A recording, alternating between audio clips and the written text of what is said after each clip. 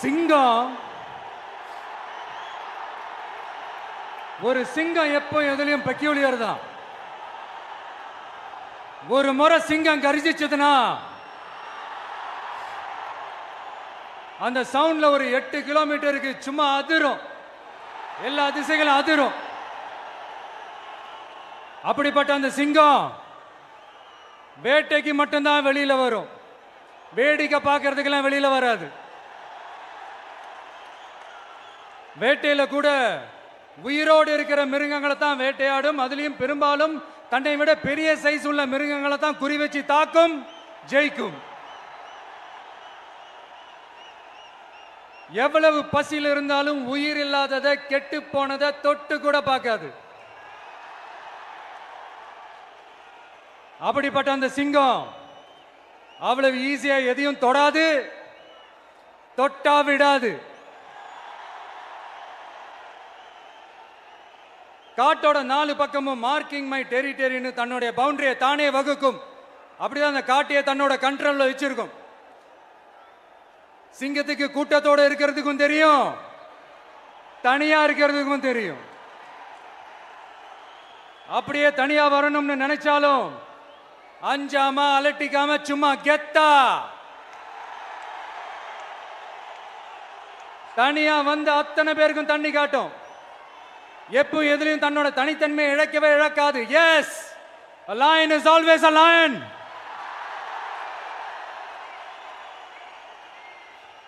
There are so many jackals and other animals in the forest, but there will be only one lion.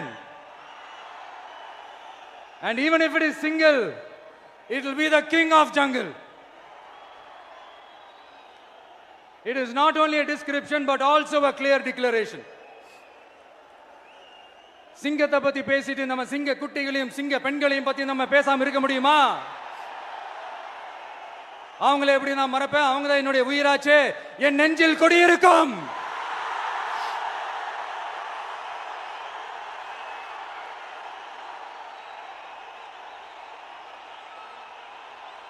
என்னுடைய தோழர்களுக்கும் தோழிகளுக்கும்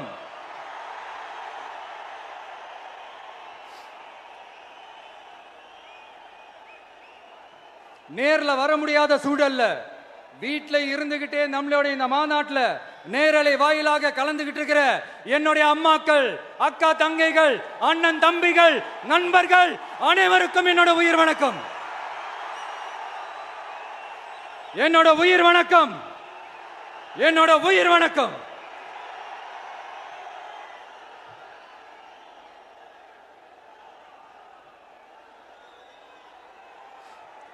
வீரம் விளையும் மாமதுரை மண்ணை வணங்குகிறேன். இந்த மதுரைனாலே உடனே ஞாபகத்துக்கு வரது சீறி பாஞ்சி துள்ளி குதிக்கிற யாருக்கும் அடங்காத காளைகள் விளையாடுற அலங்காநல்லூர் ஜல்லிக்கட்டு தான். நம்ம வைகை ஆறு தான். அழகர் ஆத்துல இறங்குற வைபவம். மதுரை மீனாட்சி அம்மன். இந்த மண்ணோட உண்மையான குணம் உணர்வு பூர்வமான மண் இது. அது மட்டும் இல்ல, இந்த மண்ணில் வாழ்ற மக்களும் அப்படித்தான் உணர்வு பூர்வமான ஆளுங்க. நான் இந்த மண்ணில் கால் எடுத்து வச்ச உடனே ஒரே ஒருத்தரை பத்தி தான் மனசுக்குள்ள ஓடிக்கிட்டே இருந்தது. அவர் யாருன்னு உங்களுக்கும் தெரிஞ்சிருக்கும். சினிமானாலும் சரி, அரசியல்னாலும் சரி, நமக்கு ரொம்ப ரொம்ப பிடிச்சது புரட்சி தலைவர் எம்ஜிஆர் அவர்கள் தான்.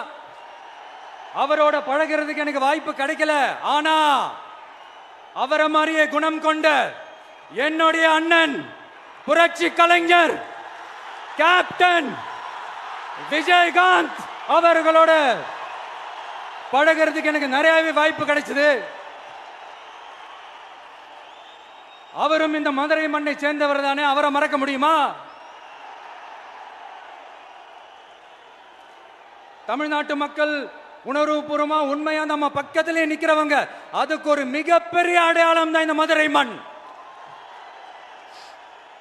நம்ம தமிழக வெற்றி கழகம் கையில் எடுத்திருக்கிற அரசியலும் அப்படித்தான். உண்மையான அரசியல், உணர்வு பூர்வமான அரசியல், நல்ல அரசியல், நல்லவங்களுக்கான அரசியல், நாட்டு மக்களுக்கான அரசியல், நல்லது மட்டுமே செய்கிற அரசியல்.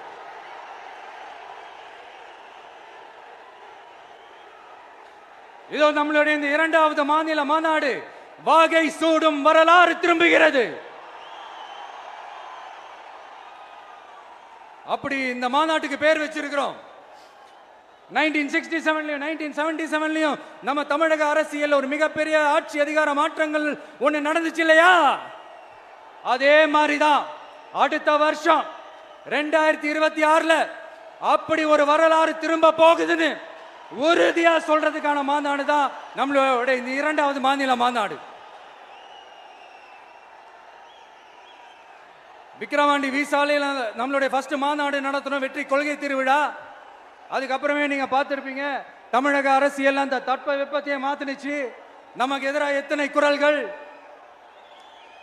ஆனா உங்களுக்கு தான் நம்மளை பத்தி நல்லா தெரியுமே, எந்த குரலையும் காதலையே போட்டுக்காம மக்களோட குரலை மட்டுமே கேட்டுக்கிட்டு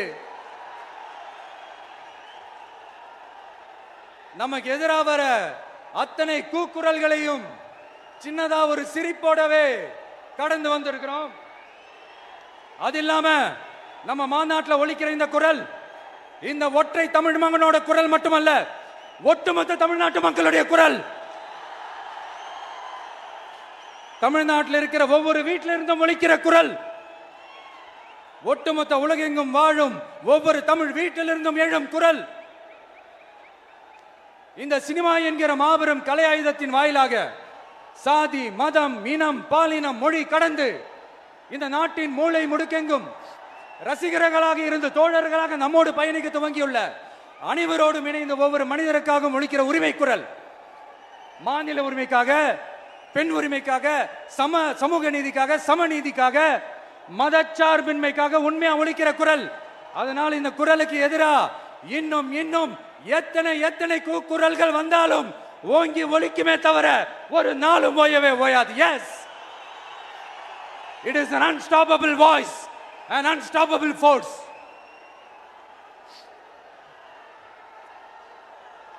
நம்ம அரசியலுக்கு வர்றதுக்கு முன்னாடி அட இவரெல்லாம் வர மாட்டாரியா, அவரே வரல, இவரே வரல, இவருங்க வர போறாரு அப்படின்ட்டு நிறைய பேர் ஜோஷியம் சொன்னாங்க.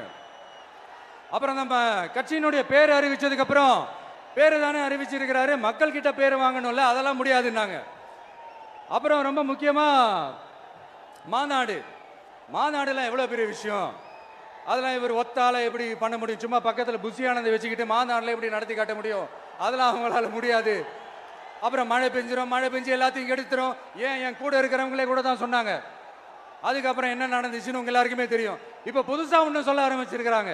அது என்னடானா, ஆட்சியை பிடிக்கிறதெல்லாம் அவ்வளவு ஈஸி இல்லை இல்லையா. இப்ப அதெல்லாம் விட்டாங்க, இப்ப இங்க வந்துட்டாங்க. இவர் நேரா ஷூட்டிங்ல இருந்து வருவாராம், வந்து ஆட்சியை பிடிப்பாராம். அது எப்படி இவராலே முடியும், அவராலேயே முடியல, இவராலேயே முடியல, அவருக்கு அத்தனை வருஷம் ஆச்சு, இவராலே எப்படி முடியும் ஒரு பக்கம். இன்னொரு பக்கம் கூட்டம்லாம் ஓகே தான், அது எப்படி ஓட்டா மாறும் அப்படின்றது இன்னொரு பக்கம். இப்படி கதை, திரைக்கதை, வசனம், இயக்கம், பாடல்கள்,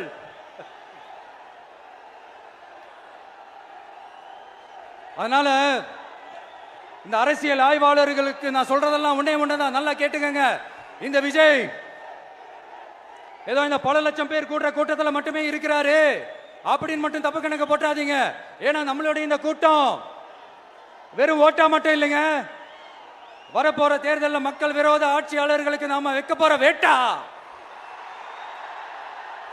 நம்மளை கோட்டைக்கு அனுப்ப போற ரூட்டா இருக்க போதுன்னு சீக்கிரமாவே தெரிஞ்சுப்பீங்க. ஏன்னா கோடிக்கணக்கானவங்களோட ஹார்ட்லயும் வீட்லயும் ஏற்கனவே ஆல்ரெடி உயிரா, உணர்வா, உறவா இருக்கிறோம். நம்மளுடைய கனெக்ட் எல்லாம் வெறும் மக்களோட மட்டும்தான். நாம யாருன்னு அவங்களுக்கு தெரியும், அவங்க யாருன்னு நமக்கு தெரியும். நாமளும் நம்ம மக்களும் எப்படி இருக்கிறோம்னு எதிரிங்களுக்கு நல்லாவே தெரியும். இருந்தாலும் இந்த விஜய் எதுக்குப்பா வந்திருக்கிறாரு, இவர் என்ன புதுசா என்ன திட்டலாம் சொல்லிட்டாரு அப்படின்னு வேற நிறைய கேள்விகள். இந்த சொல்றேன் தெரிஞ்சுக்கங்க. பெண் குழந்தைகள், பெண்கள் மற்றும் வயசானவங்களோட பாதுகாப்புல தான் நம்ம பிரையாரிட்டியே.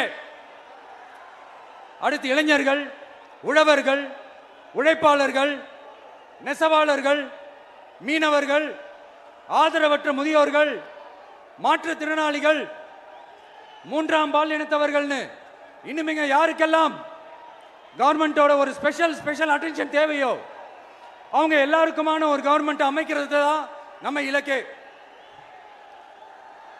நான் ஏற்கனவே சொன்னதை தான் நான் திரும்பவும் சொல்றேன்.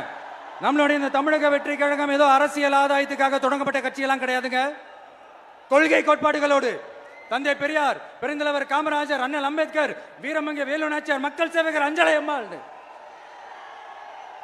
நம்மளுடைய 5 கொள்கை தலைவர்களோட வழிகாட்டுதல்களோடு தொடங்கப்பட்ட கட்சி. நம்ம ஸ்டாண்ட்ல நாம எப்பவுமே ஸ்ட்ராங்கா தாங்க இருக்கிறோம். அதுல எந்த மாற்றத்துக்கோ எந்த சமரசத்துக்கோ துளி கூட இடமில்லை. நம்மளுடைய ஒரே கொள்கை எதிரி பாஜக தான். நம்மளுடைய ஒரே அரசியல் எதிரி திமுக தான். எப்படி? நம்மளுடைய ஒரே கொள்கை எதிரி,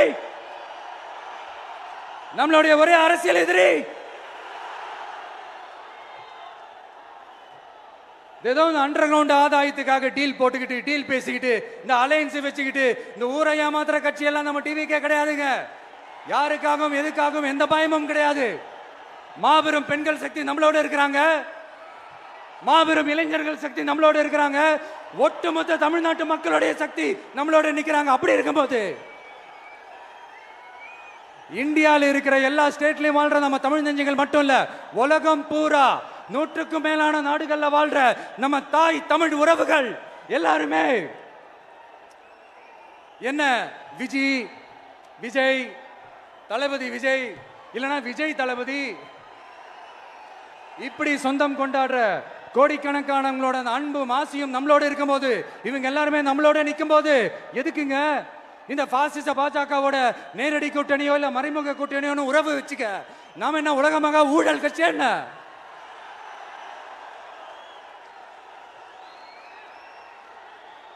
நம்மளை பத்தி சின்னதா ஒரு உண்மை ஒண்ணு சொல்லலாமா? என்னடா இவர் வாயால இப்படி சொல்றாருன்ட்டு யாரும் தவறா நினைச்சுக்க வேணாம். ஏன்னா இது ஒரு விதத்துல ஒரு ஃபேக்டும் கூட. அதனாலதான் நான் சொல்லணும்னு ஆசைப்படுறேன். நம்ம யார் தெரியும்ல? நாம எல்லாருமே சொல்றேன். நாம யார் தெரியும்ல? இந்தியாவின் மாபெரும் மக்கள் சக்தி கொண்ட ஒரு மகத்தான வெகுஜன மக்கள் படை.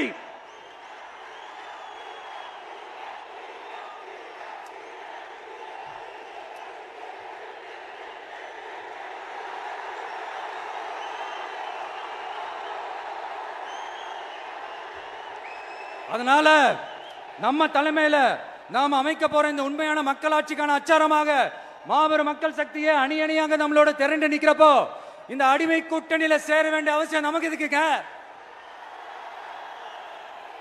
நம்மளுடைய இந்த கூட்டணி சுயமிழந்த கூட்டணியெல்லாம் இருக்காது, சுய மரியாதை கூட்டணியா தான் இருக்கும். இந்த ஒரு பக்கம் RSS கிட்ட அடிபணிஞ்சுக்கிட்டு, இன்னொரு பக்கம் மதச்சார்பற்ற கூட்டணின்னு இந்த மக்களை ஏமாத்துற கூட்டணியெல்லாம் நம்ம கூட்டணி இருக்காது.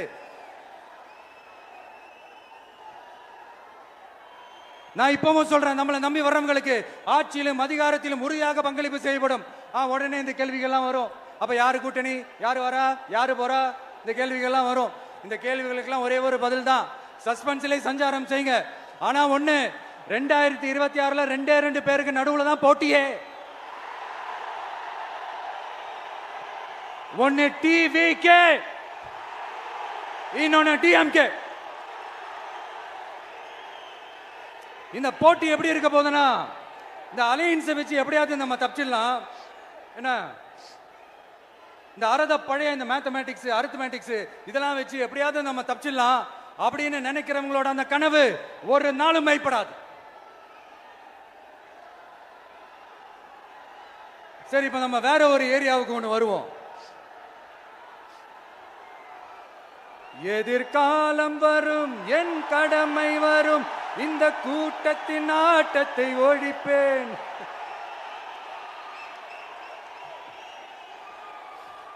மக்கள் அரசியல் என்ற அந்த சவுக்க கையில் எடுக்கலாமா?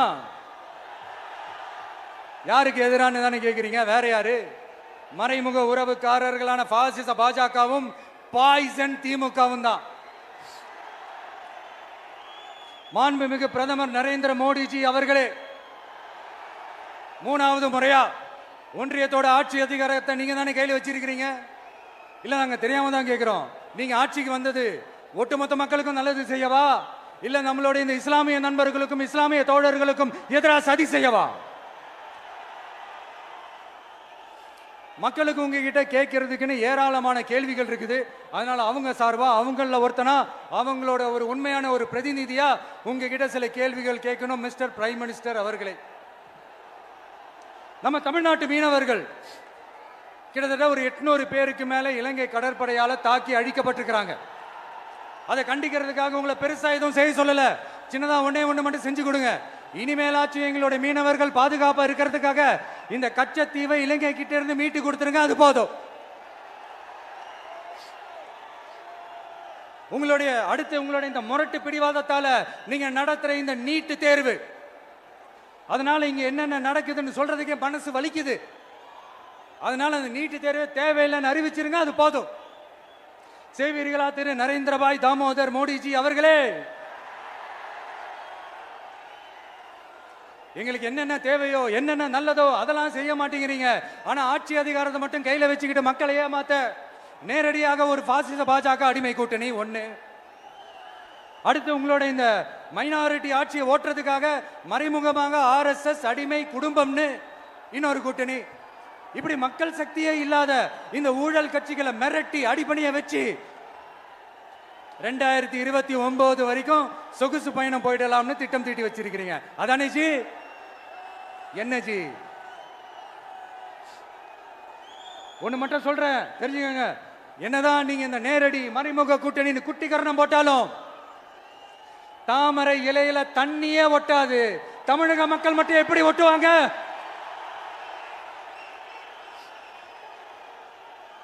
இங்க ஒரு MP சீட்டு கூட தரலன்றதுக்காக தமிழ்நாட்டுக்கும் தமிழ்நாட்டு மக்களுக்கும் எதுவுமே செய்யாம ஓரவஞ்சனை செய்யுது இந்த ஒன்றிய பாஜக அரசு. சங்கம் வச்சு தமிழ் வளர்த்த மண் இந்த மதுரை மண். அதனால இங்க அந்த கீழடியில கிடைச்ச ஆதாரங்களை எல்லாம் மறைச்சிட்டு எங்க நாகரிகத்தையும் எங்க வரலாறையும் அழிக்கிறதுக்காக உள்ளடி வேலை செய்யலாம்னு நினைக்கிறீங்க. தமிழ்நாட்டை தொட்ட என்ன நடக்கும் நீங்க பல உதாரணங்கள் இருக்குது. அதனால இதையெல்லாம் மறைச்சிட்டு எங்க மக்களை ஏமாத்திடலாம்னு மட்டும் நினைக்காதீங்க.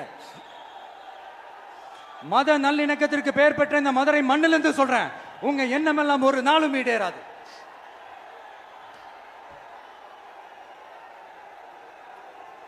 எம்ஜிஆர்னா யார் தெரியும்ல? அவர் மாஸ்னா என்னன்னு தெரியும்ல? அவர் உயிரோடு இருக்கிற வரைக்கும் அந்த CM சீட்டை பத்தி ஒருத்தராலையும் நினைச்சு கூட பார்க்க முடியல, கனவு கூட காண முடியல. எப்படியாவது அந்த CM சீட்டை என்கிட்ட கொடுத்துருங்க, என் நண்பர் எம்ஜிஆர் திரும்ப வந்ததுக்கு அப்புறம் நான் திருப்பி கொடுத்துறேன்னு தன்னோட எதிரியை கூட மக்கள் கிட்ட கெஞ்ச வச்சவர் எம்ஜிஆர். எப்படி கெஞ்ச வச்சவர்? அதனால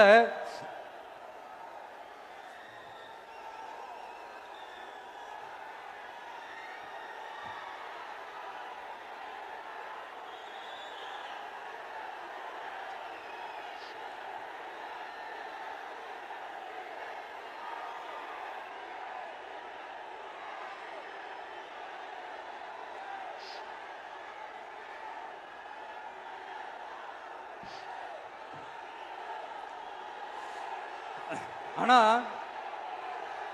இப்போ அவர் ஆரம்பிச்ச அந்த கட்சியை, எம்ஜிஆர் அவர்கள் ஆரம்பிச்ச அந்த கட்சியை கட்டி காக்கிறது யாரு? இன்னைக்கு அந்த கட்சி எப்படி இருக்குது? அதை நான் சொல்லிதான் உங்களுக்கு தெரியணுமா? அப்பாவி தொண்டர்கள் அதை வெளியில சொல்ல முடியாம வேதனையில தவிக்கிறாங்க.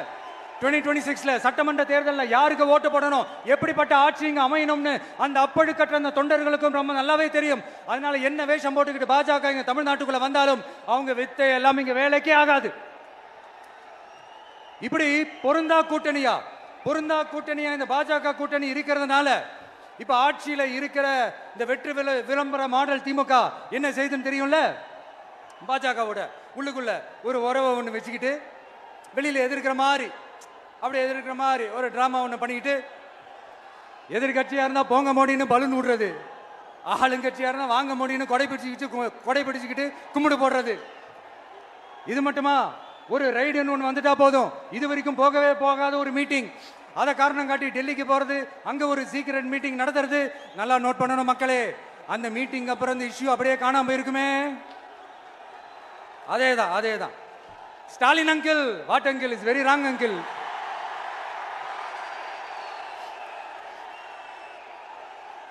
இப்படி தமிழ்நாட்டில் இப்ப நடக்கிற இந்த ஆட்சியினுடைய லட்சணத்தை பார்த்துக்கிட்டு நாம எப்படி சும்மா இருக்க முடியும்? ஒரு தவறு செய்தால், அதை தெரிந்து செய்தால், அவர் கபட நாடக மு.க. ஸ்டாலின் அங்கிளாகவே இருந்தாலும், அங்கிள் உங்களுக்கு மனசாட்சின்னு ஒன்று இருந்துச்சுன்னா நாங்க கேட்கிற கேள்விகளுக்கு மட்டும் கொஞ்சம் பதில் சொல்லுங்க அங்கிள். நீங்க நடத்துற இந்த ஆட்சியில நேர்மை இருக்கா, நியாயம் இருக்கா, ஊழல் இல்லாம இருக்கா, சட்டம் ஒழுங்கு சரியா இருக்கா, பெண்களுக்கு பாதுகாப்பு இருக்கா, பொதுமக்களுக்கு பாதுகாப்பு இருக்கா, இயற்கை வளங்களுக்கு பாதுகாப்பு இருக்கா? சொல்லுங்க மை டியர் அங்கிள், சொல்லுங்க. டாஸ்மாக்ல மட்டுமே இது வரைக்கும் 1000 கோடிக்கு மேல ஊழல்னு சொல்றாங்க. அதுல மட்டுமா தப்பு நடக்குது? வேற எதுல தான் நடக்கல? உலகத்திலே மிஸ்டர் கிளீன் ரெக்கார்ட்ஸ் எல்லாம் உங்களுக்கும் உங்க கூட இருக்கிறவங்களுக்கும் மட்டும்தான் அங்கிள் கொடுக்கணும். இதை பார்த்து வாயே இல்லாத ஊரு கூட வயிறு வலிக்கு சிரிக்குது. பெண்களுக்கு 1000 ரூபாய் கொடுத்துட்டீங்கன்னா போதுமா அங்கிள்? அப்படியே அது மூடி மறைச்சிடலான்னு பாக்குறீங்களா?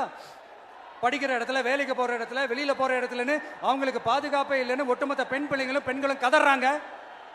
அந்த கதறல் சத்தம் ஏதாவது உங்க காதுல கேக்குதா அங்கிள்? இதுல வேற உங்க அப்பான்னு கூப்பிடுறாங்கன்னு வேற சொல்றீங்க. What is this uncle? Is very very wrong uncle, is very very wrong. பெண்களுக்கு மட்டுமா பொய் வாக்குறுதி கொடுத்து ஏமாத்துறீங்க? அரசு ஊழியர்கள், ஆசிரியர்களை ஏமாத்துறீங்க, விவசாயிகளை ஏமாத்துறீங்க, பரந்தூர்ல பாதிப்பே வராதுன்னு சொல்லி ஏமாத்துறீங்க, மீனவர்களை ஏமாத்துறீங்க, போதைப் பொருள் கலாச்சாரத்தை ஒழிக்காம ஏமாத்துறீங்க. ஐயோ ஐயோ ஐயோ, very very first uncle, very very first. எப்படி கேட்டாலும் இவங்க கிட்ட இருந்து எந்த பதிலும் வர போறதில்லை. ஏன்னா இருந்தா தானே. இப்ப ஆட்சியில இருக்கிற நம்மளுடைய அங்கிள் பதில் சொல்றது இருக்கட்டும். மக்களை நீங்க சொல்லுங்க, நீங்க உண்மையை சொல்லுங்க. செய்வோம் செய்வோம் செய்வோம் செய்வோம்னு சொன்னாங்களே, சொன்னதெல்லாம் செஞ்சாங்களா? உங்களை தான் கேக்குறேன், சொன்னதெல்லாம் செஞ்சாங்களா? சத்தமா சத்தமா மை டியர் அங்கிள், கேக்குதா? மக்களோட சத்தம் கேக்குதா? இது வெறும் சாதாரணமான முழக்கம் தான். கூடிய சீக்கிரம் மக்களை போய் சந்திக்க போறேன், அவங்களோட மனசு விட்டு பேச போறேன். அதுக்கப்புறம் இந்த சாதாரணமான முழக்கம் இடி முழக்கமா மாறும். அத்தோட நிக்காது. அந்த இடி முழக்கம் தமிழ்நாட்டோட போர் முழக்கமா மாறும். அந்த போர் முழக்கம் உங்களை ஒரு நிமிஷம் கூட தூங்க விடாது. நடக்குதா இல்லையான்னு பாருங்க. என்னடா இவன் இவ்வளவு ஸ்ட்ராங்கா சொல்றானேன்னு பாக்குறீங்களா? எல்லாரும் கட்சி ஆரம்பிச்சதுக்கு அப்புறம் தான் ஒவ்வொரு வீட்டுக்குள்ளேயும் போறதுக்கு ட்ரை பண்ணுவாங்க. ஆனா நாங்க அப்படி இல்லை. ஒவ்வொரு வீட்டுக்குள்ளேயும் போனதுக்கு அப்புறம் தான் கட்சியாவே ஆரம்பிச்சிருக்கிறோம்.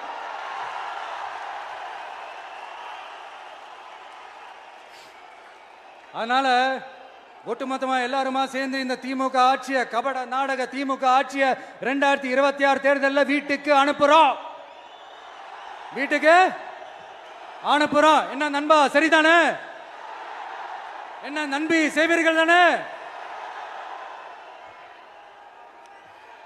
இப்போ உங்களுக்கு சின்னதா ஒரு சர்ப்ரைஸ். நம்ம கட்சியினுடைய வேட்பாளர் பட்டியலை இப்ப நான் அறிவிக்க போறேன். மதுரை கிழக்கு வேட்பாளர் விஜய். இன்னும் முடிக்கல. ஒரு நிமிஷம், இன்னும் முடிக்கல. மதுரை மேற்கு வேட்பாளர் விஜய். மதுரை மத்தி வேட்பாளர் விஜய். மதுரை தெற்கு வேட்பாளர் விஜய். மதுரை வடக்கு வேட்பாளர் விஜய். மேலூர் விஜய். சோழவந்தான் விஜய். திருப்பரங்குன்றம் விஜய். திருமங்கலம் விஜய். உசலம்பட்டி விஜய்.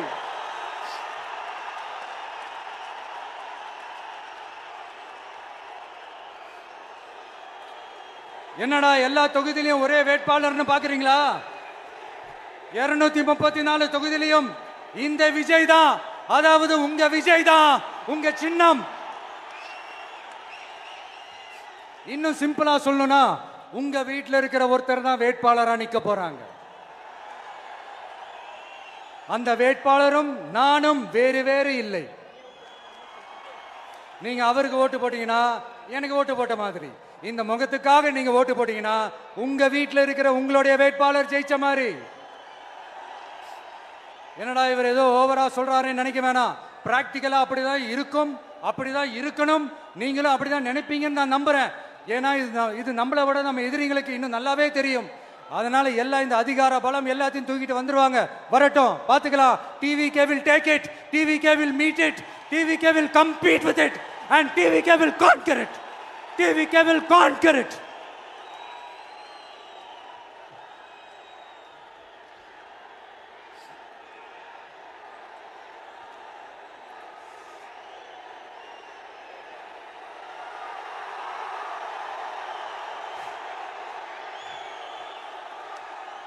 இந்த நேரத்தில் நம்ம மனசுல இருக்கிறத மக்கள் கிட்ட சொல்லி ஆகணும்.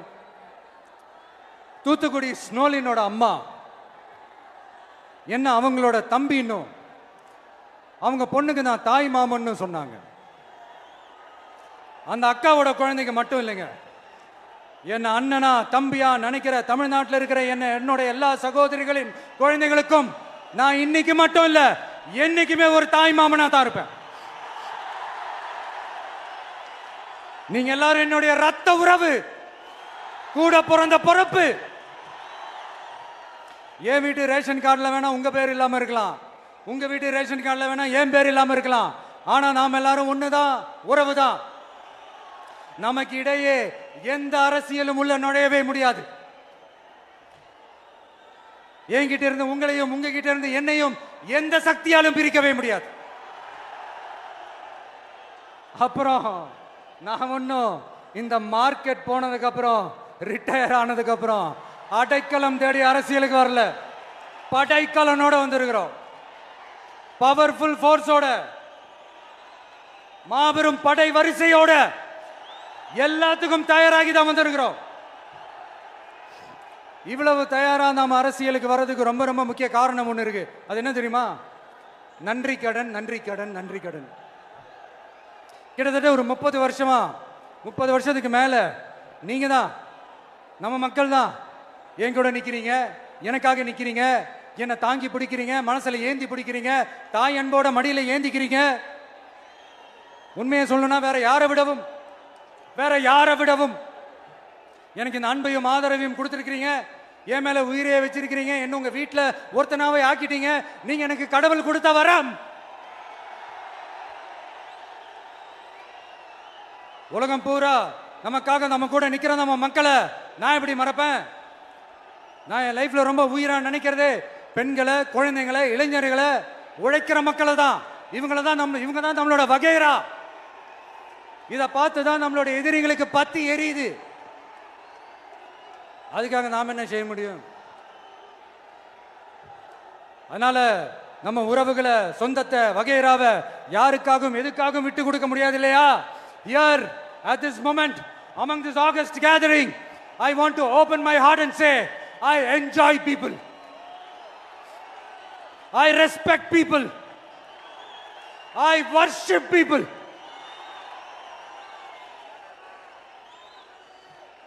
சரிப்பா, இவ்வளவு செஞ்ச நம்ம மக்களுக்கு நன்றி கடனா உன்னால முழுமையா செலுத்த முடியுமான்னு கேட்டா சத்தியமா சொல்றேன், என்னால முடியாதுதான். இன்னும் எத்தனை ஜென்மம் எடுத்தாலும் அந்த நன்றி கடனை என்னால தீர்க்கவே முடியாது. அப்புறம் என்ன மானாவு கடா நீ வந்திருக்க அதானே கேக்குறீங்க? மைண்ட் வாய்ஸ் கேட்ட மாதிரி இருந்தது. வாழ்நாள் முழுக்க நம்ம மக்களுக்காக ஆதரவா துணையா நிக்கிறத தவிர, அவங்களுக்காக உழைக்கிறத தவிர எனக்கு வேற எந்த எண்ணமும் இல்லை.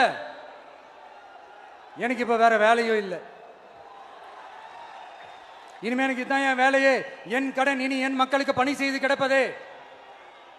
இப்படியா ஹார்ட் டு ஹார்ட் யதார்த்தமா பேசிய பழகிட்டோம். இதுக்கு மேலேயும் எனக்கும் மக்களுக்கும் இடையே இருக்கிற அந்த உறவை பத்தி நான் பேச ஆரம்பிச்சேன்னா ஒரு மாதிரி எமோஷனல் ஆகிடுவேன். அப்புறம் அதை கண்ட்ரோல் பண்றது ரொம்ப கஷ்டம். அதனால என்னை மனசார நேசிக்கிற நம்ம மக்களுக்கு ஒன்று சொல்றேன். இந்த விஜய் உங்க விஜய், உங்களுக்கான விஜய், உங்களுக்காக மட்டுமே இருக்கிற விஜய். உங்க கூட நிக்க, உங்களுக்காக நிக்க, உண்மையா நிக்க, உணர்வோட நிக்க, உறுதியா நிக்க, உங்க கூட பேச, உங்களுக்காக பேச, உண்மையா பேச, உணர்வோட பேச, உறுதியா பேச, உங்களுக்காக சேவை செய்ய உங்க விஜய் நான் வர.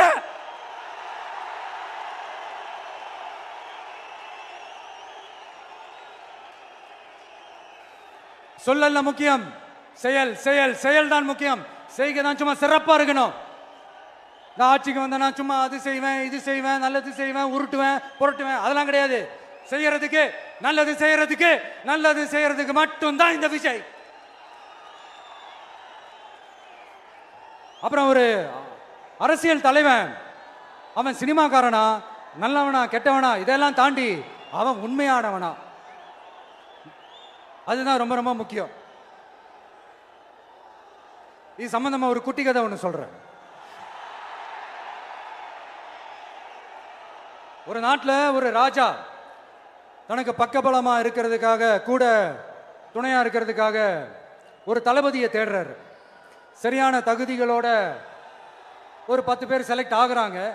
ஆனால் அதில் ஒருத்தர் மட்டும் தான் செலக்ட் பண்ணணும். அதனால் அந்த ராஜா என்ன பண்ணுறாருன்னா ஒரு டெஸ்ட் வைக்கிறாரு. அந்த 10 பேர் கையிலையும் விதை நெல்லை கொடுத்து இதை நல்லா வளர்த்து கொண்டு வாங்க, ஒரு 3 மாதம் கழிச்சு வாங்கன்னு சொல்லி அனுப்பி வச்சிடுறாரு. 3 மாதம் கழிச்சு வரும்போது அதில் ஒருத்தர் ஆள் உயரத்துக்கு வளர்த்துருந்தாரு, ஒருத்தர் தோல் உயரத்துக்கு வளர்த்துருந்தாரு. அதில் ஒரு 9 பேரும் நல்லா வளர்த்து கொண்டு வந்திருந்தாங்க. ஒருத்தர் மட்டும் வெறும் தொட்டியோடவே வந்தார்.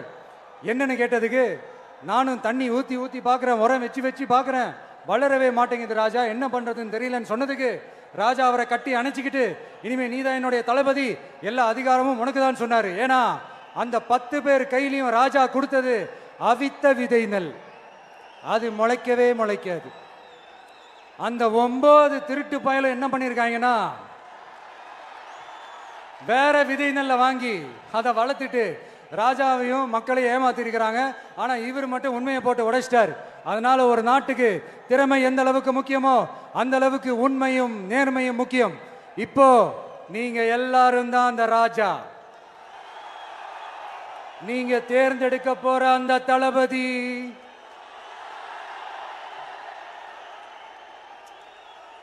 சும்மா சினிமாக்காரன். அம்பேத்கர் அவர்களை தோக்கடிச்சது சினிமாக்காரன் இல்ல, அரசியல்வாதி. காமராஜர் அவர்களை தோக்கடிச்சது, இங்க விருதுநகர் பகுதியில் தோக்கடிச்சது சினிமாக்காரன் இல்ல, இன்னொரு அரசியல்வாதி. இன்னைக்கும் நம்ம கூட வாழ்ந்துட்டு இருக்கிற நல்ல கண்ணு ஐயாவை தோக்கடிச்சது சினிமாக்காரன் இல்ல, அரசியல்வாதி. இப்படிப்பட்ட நல்ல தலைவர்களை எதிர்த்து நின்று தோக்கடிக்கணும்னு அந்த எண்ணத்தை உருவாக்குனது சினிமாக்காரன் இல்ல, அரசியல்வாதி. அதனால எல்லா அரசியல்வாதியும் அறிவாளியும் கிடையாது, எல்லா சினிமாக்காரனும் முட்டாளும் கிடையாது. கான்பிடண்டா இருங்க, நல்லதே நடக்கும், வெற்றி நிச்சயம். மீண்டும் சந்திக்கும் வரை நன்றி, வணக்கம்.